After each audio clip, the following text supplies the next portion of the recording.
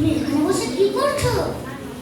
কবিরাজ আমাকে বাইরে যেতে বারণ করেছে, তাই আমি সারাদিন এইখানেই বসে থাকি।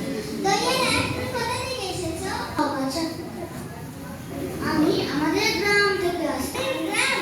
অনেক দূরে তোমাদের গ্রাম? আমাদের গ্রাম সেই পাঁচমুড়া পাহাড়ের তলায় সামনে নদীর ধারে। পাঁচমুড়া পাহাড়, সামলি নদী, কি জানি হয়তো দেখেছি।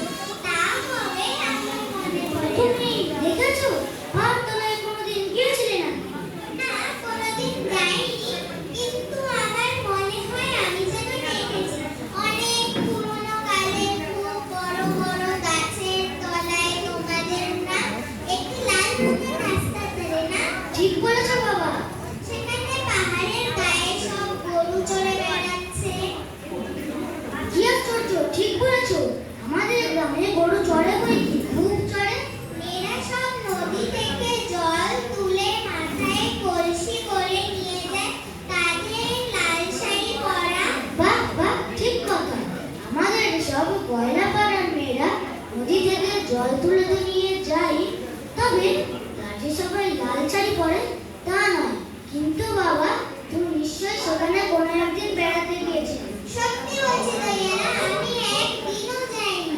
কবিরাজ যেদিন আমাকে বাইরে যেতে বলবে সেদিন তুমি নিয়ে যাবে আমাকে তোমাদের গ্রামে। যাবো বই কি বাবা, খুব নিয়ে যাবো।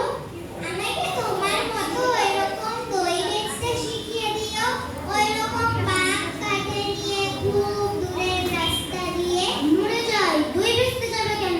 এত এত পুঁথি পড়ে তুমি তো কোনটি দই উঠবে। না না, আমি কখনো বর্ণিত হব না।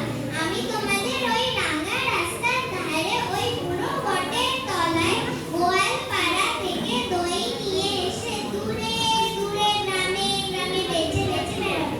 কিরকম করে তুমি বলো? দই দই দই, ভালো দই। আমাকেও সুরটা শিখিয়ে দাও। হায় মোরা কপাল, এ শুধু কিসের পশু? না না, ও আমার শুনতে খুব ভালো লাগে। আকাশের খুব শেষ থেকে যেমন পাখির ডাক শুনলে মন উদাস হয়ে যায়,